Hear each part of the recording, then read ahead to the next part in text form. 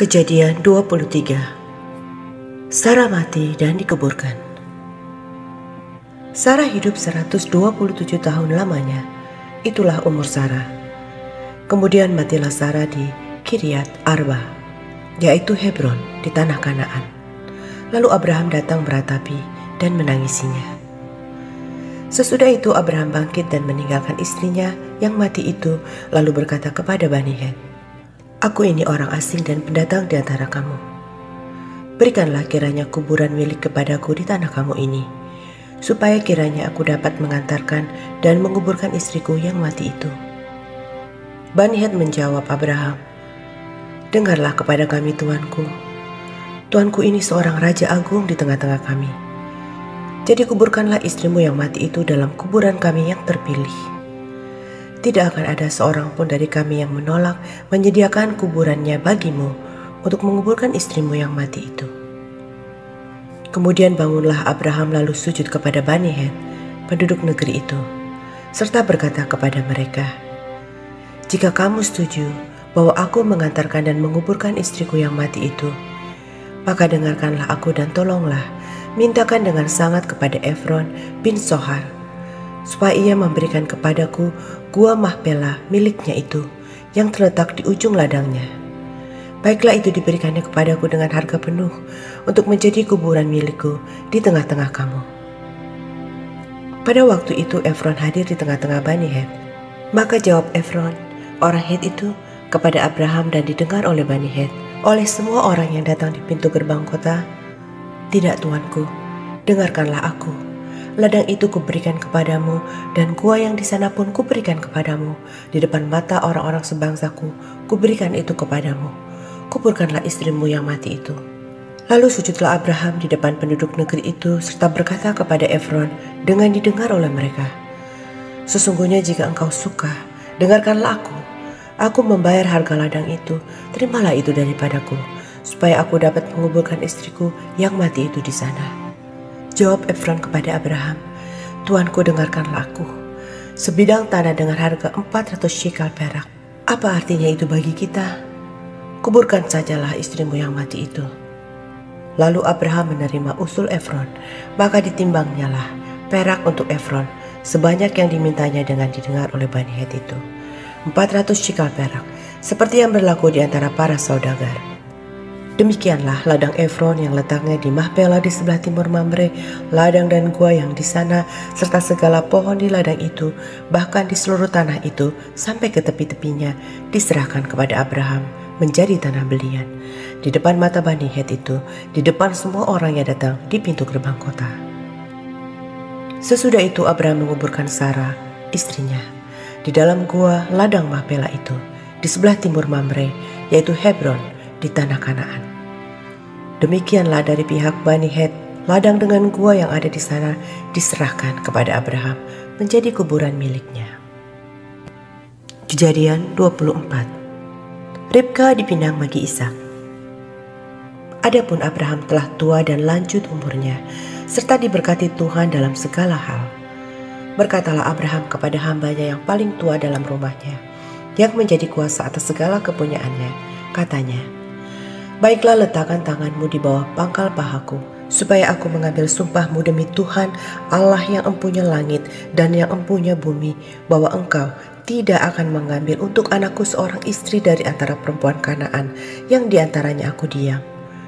Tetapi engkau harus pergi ke negeriku dan kepada sanak keluargaku untuk mengambil seorang istri bagi Ishak anakku." Lalu berkatalah hambanya itu kepadanya, "Mungkin perempuan itu tidak suka mengikuti aku ke negeri ini. Haruskah aku membawa anakmu itu kembali ke negeri di mana tuanku keluar?" Tetapi Abraham berkata kepadanya, "Awas, jangan kau bawa anakku itu kembali ke sana. Tuhan, Allah yang empunya langit, yang telah memanggil aku dari rumah ayahku, serta dari negeri sanak keluargaku, dan yang telah berfirman kepadaku, serta yang bersumpah kepadaku demikian, kepada keturunanmu lah akan kuberikan negeri ini. Dialah juga akan mengutus malaikatnya berjalan di depanmu, sehingga engkau dapat mengambil seorang istri dari sana untuk anakku. Tetapi jika perempuan itu tidak mau mengikuti engkau, maka lepaslah engkau dari sumpahmu kepadaku ini. Hanya saja janganlah anakku itu kau bawa kembali ke sana." Lalu hamba itu meletakkan tangannya di bawah pangkal paha Abraham, tuannya, dan bersumpah kepadanya tentang hal itu. Kemudian hamba itu mengambil 10 ekor dari unta tuannya dan pergi dengan membawa berbagai-bagai barang berharga kepunyaan tuannya. Demikianlah ia berangkat menuju Aram, Mesopotamia, ke kota Nahor. Di sana disuruhnyalah unta itu berhenti di luar kota dekat suatu sumur pada waktu petang hari, waktu perempuan-perempuan keluar untuk menimba air. Lalu berkatalah ia, "Tuhan, Allah tuanku Abraham, buatlah kiranya tercapai tujuanku pada hari ini. Tunjukkanlah kasih setiamu kepada tuanku Abraham. Di sini aku berdiri di dekat mata air, dan anak-anak perempuan penduduk kota ini datang keluar untuk menimba air. Kiranya terjadilah begini, anak gadis kepada siapa aku berkata, 'Tolong miringkan buyungmu itu supaya aku minum,' dan yang menjawab, 'Minumlah, dan unta-untamu juga akan kuberi minum.' Dialah kiranya yang kau tentukan bagi hambamu, Ishak. Maka dengan begitu akan ku ketahui bahwa engkau telah menunjukkan kasih setiamu kepada tuanku itu." Sebelum ia selesai berkata, maka datanglah Ribka yang lahir bagi Betuel, anak laki-laki Milka, istri Nahor, saudara Abraham. Buyungnya dibawanya di atas bahunya. Anak gadis itu sangat cantik parasnya, seorang perawan, belum pernah bersetubuh dengan laki-laki.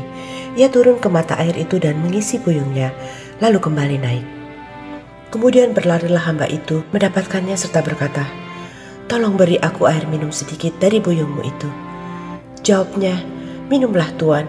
Maka segeralah diturunkannya buyungnya itu ke tangannya, serta diberinya dia minum. Setelah ia selesai memberi hamba itu minum, berkatalah ia, "Baiklah, untuk unta-untamu juga kutimba air, sampai semuanya minum puas." Kemudian segeralah dituangnya air yang dibuyungnya itu ke dalam palungan. Lalu berlarilah ia sekali lagi ke sumur untuk menimba air, dan ditimbanyalah untuk semua unta orang itu.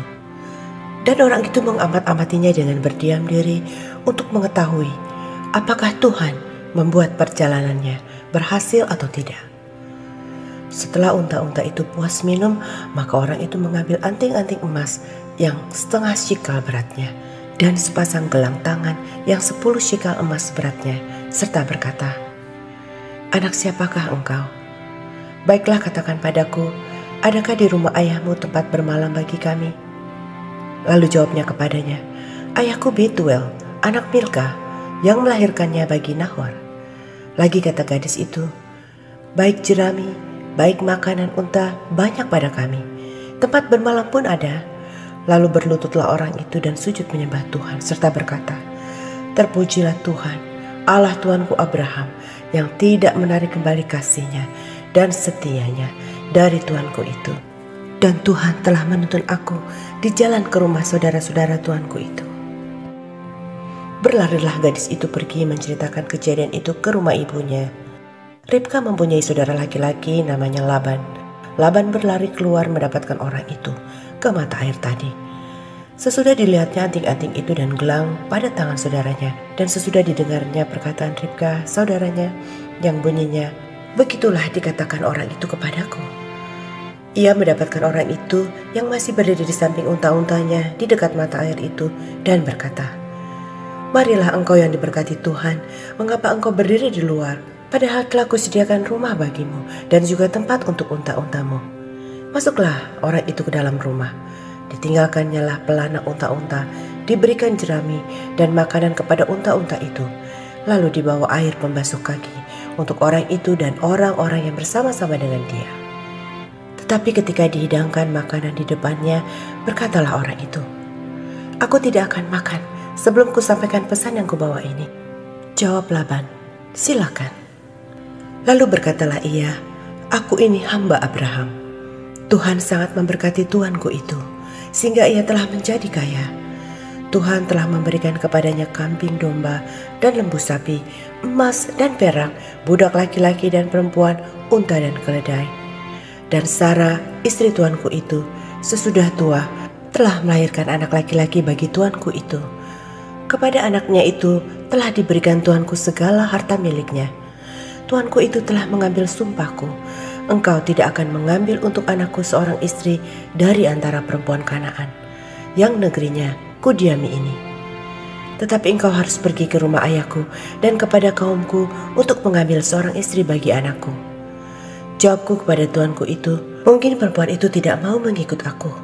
Tetapi katanya kepadaku, "Tuhan yang di hadapannya aku hidup akan mengutus malaikatnya menyertai engkau dan akan membuat perjalananmu berhasil, sehingga engkau akan mengambil bagi anakku seorang istri dari kaumku dan dari rumah ayahku. Barulah engkau lepas dari sumpahmu kepadaku.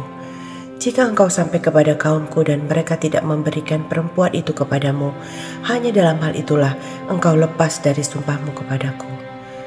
Dan hari ini aku sampai ke mata air tadi, lalu kataku, Tuhan, Allah Tuanku Abraham, sudilah kiranya engkau membuat berhasil perjalanan yang kutempuh ini. Di sini aku berdiri di dekat mata air ini. Kiranya terjadi begini. Apabila seorang gadis datang keluar untuk menimba air, dan aku berkata kepadanya, tolong berikan aku minum air sedikit dari buyungmu itu. Dan ia menjawab, minumlah, dan untuk unta-untamu juga akan kutimba air. Dialah kiranya istri yang telah kau temukan bagi anak tuanku itu. Belum lagi aku habis berkata dalam hatiku, Ribka telah datang membawa buyung di atas bahunya dan turun ke mata air itu, lalu menimba air. Kataku kepadanya, tolong berikan aku minum. Segeralah ia menurunkan buyung itu dari atas bahunya, serta berkata, minumlah, dan unta-untamu juga akan kuberi minum. Lalu aku minum dan unta-unta itu juga diberinya minum. Sesudah itu aku bertanya kepadanya, anak siapakah engkau? Jawabnya, ayahku Betuel, anak Nahor yang dilahirkan Milka. Lalu aku mengenakan anting-anting pada hidungnya dan gelang pada tangannya. Kemudian berlututlah aku dan sujud menyembah Tuhan, serta memuji Tuhan, Allah Tuanku Abraham, yang telah menuntun aku di jalan yang benar untuk mengambil anak perempuan saudara Tuanku ini bagi anaknya. Jadi sekarang apabila kamu mau menunjukkan kasih dan setia kepada Tuanku itu, beritahukanlah kepadaku, dan jika tidak, beritahukanlah juga kepadaku, supaya aku tahu entah berpaling ke kanan atau ke kiri. Lalu Laban dan Betuel menjawab, semuanya ini datangnya dari Tuhan. Kami tidak dapat mengatakan kepadamu baiknya atau buruknya. Lihat, Ribka ada di depanmu. Bawalah dia dan pergilah, supaya ia menjadi istri anak tuanmu, seperti yang difirmankan Tuhan. Ketika hamba Abraham itu mendengar perkataan mereka, sujudlah ia sampai ke tanah menyembah Tuhan. Kemudian hamba itu mengeluarkan perhiasan emas dan perak serta pakaian kebesaran dan memberikan semua itu kepada Ribka. Juga kepada saudaranya dan kepada ibunya diberikannya pemberian yang indah-indah. Sesudah itu, makan dan minumlah mereka, ia dan orang-orang yang bersama-sama dengan dia, dan mereka bermalam di situ. Paginya sesudah mereka bangun, berkatalah hamba itu, lepaslah aku pulang kepada tuanku. Tetapi saudara Ribka berkata, serta ibunya juga, biarkanlah anak gadis itu tinggal pada kami barang 10 hari lagi, kemudian bolehlah engkau pergi. Tetapi jawabnya kepada mereka, janganlah tahan aku, sedang Tuhan telah membuat perjalananku berhasil. Lepaslah aku, supaya aku pulang kepada tuanku. Kata mereka, baiklah, kita panggil anak gadis itu dan menanyakan kepadanya sendiri. Lalu mereka memanggil Ribka dan berkata kepadanya, maukah engkau pergi berserta orang ini? Jawabnya, mau. Maka Ribka saudara mereka itu dan inang pengasuhnya beserta hamba Abraham dan orang-orangnya dibiarkan mereka pergi. Dan mereka memberkati Ribka. Kata mereka kepadanya, saudara kami, moga-moga engkau menjadi beribu-ribu laksa, dan moga-moga keturunanmu menduduki kota-kota musuhnya. Lalu berkemaslah Ribka beserta hamba-hambanya perempuan, dan mereka naik unta mengikuti orang itu. Demikianlah hamba itu membawa Ribka lalu berjalan pulang. Adapun Ishak telah datang dari arah sumur Lahairoi. Ia tinggal di tanah Negeb. Menjelang senja, Ishak sedang keluar untuk berjalan-jalan di padang. Ia melayangkan pandangannya, maka dilihatnyalah ada unta-unta datang. Ribka juga melayangkan pandangannya, dan ketika dilihatnya Ishak, turunlah ia dari untanya. Katanya kepada hamba itu, siapakah laki-laki itu yang berjalan di padang ke arah kita? Jawab hamba itu, dialah tuanku itu. Lalu Ribka mengambil telengkungnya dan bertelengkunglah ia. Kemudian hamba itu menceritakan kepada Ishak segala yang dilakukannya. Lalu Ishak membawa Ribka ke dalam kemah Sarah ibunya dan mengambil dia menjadi istrinya. Ishak mencintainya dan demikian ia dihiburkan setelah ibunya meninggal.